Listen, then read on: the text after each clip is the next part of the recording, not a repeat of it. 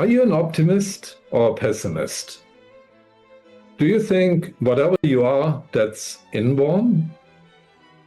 Well, for a long time, most psychologists believed that it's kind of genetically predetermined whether you will be an optimist or pessimist or somewhere in between. The truth is that this is not true.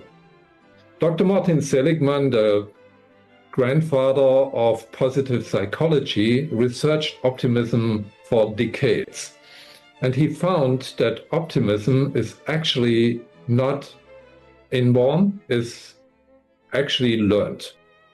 He wrote even a book called Learned Optimism, a book I really can recommend. So I give you the 1-minute version of that book, how this actually works. If you want to go deeper, I really recommend to read it. So what he found is that whether we are more optimistic or more pessimistic depends on how we think about positive events and negative events. Let's take an example. Let's say I win in the lottery. I guess for most people that's a positive event. Now, how do I think about it? And there are 3 dimensions that you can look at. The first dimension is time.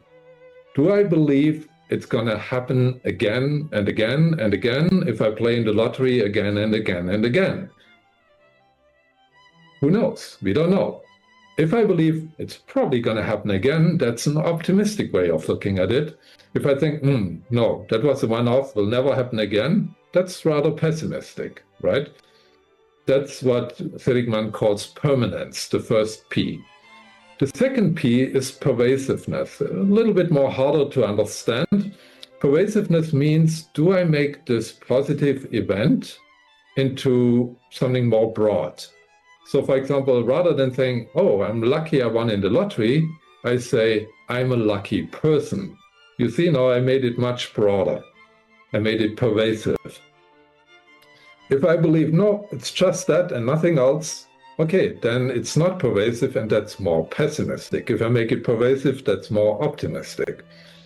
And finally, the third P is personalization, which means, to which degree do I believe I've contributed to winning in the lottery in this case, right? If I believe, because I'm so smart, I took the right numbers and therefore I won, that's quite optimistic. Some people would say foolish, right? Or I could think, well, it was just plain luck. I didn't really contribute anything to it. And that would be more pessimistic. Now, interestingly, the same thing, the same 3 Ps work also for negative events, but exactly in the opposite way. So for example, if I get fired from my job, I guess for most people that's a negative event. Now, permanence means, do I believe I will get fired again and again and again? That's of course pessimistic. If I believe it's just a one-off, therefore unlikely to happen again, that's more optimistic. Pervasiveness, do I believe, well, I just got fired, it's just that? Or do I believe, oh, I'm a loser in life? That's of course more pervasive and more pessimistic.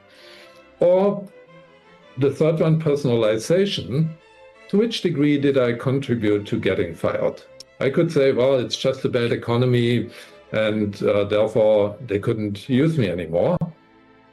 Okay, then I don't personalize it, that's more optimistic. Or I believe, well, I did everything wrong and therefore they had to fire me. That's more pessimistic. Now, the beauty of all this is we actually don't know the true answer to any of those questions. We may have a sense it's more this or more that, but do we know it for sure? Not really, right? And that's where we can actually learn to become more optimistic if we want to, by paying attention to our automatic interpretations of these positive events and negative events along these 3 Ps: permanence, pervasiveness, and personalization. And if we have a more pessimistic interpretation of any of those kind of events, then we can tell ourselves, wait a moment, do I know that? No, I don't. So why do I think this way? I can think also that way, because this one can be equally true as this one, but this one is more optimistic.